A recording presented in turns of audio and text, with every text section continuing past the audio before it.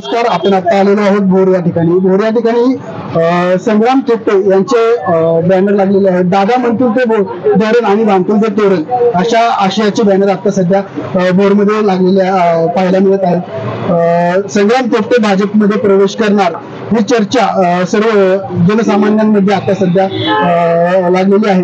या ठिकाणी काही नागरिक या ठिकाणी आहेत, तर त्यांना आपण थोडक्यात माहिती विचारूयात. काय सांगाल दादा, संग्राम थोपटे भाजपमध्ये प्रवेश करणार त्याबद्दल काय वाटतं तुम्हाला?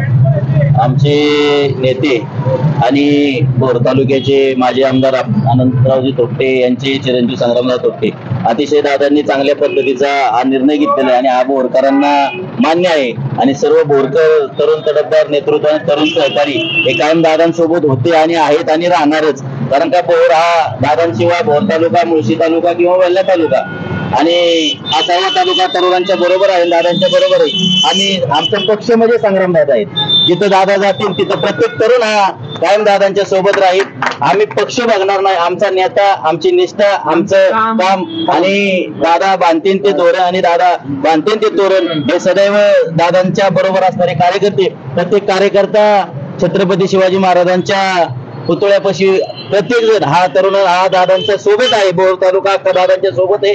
आम्हाला दादा जो आज निर्णय घेतील तो सदैव दादांचा निर्णय आज ज्येष्ठ नागरिकांना मान्य असेल.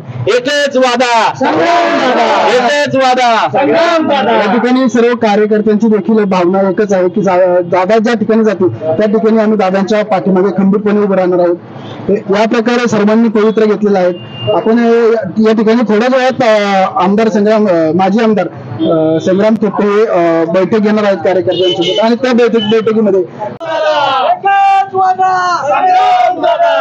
एकच वादा.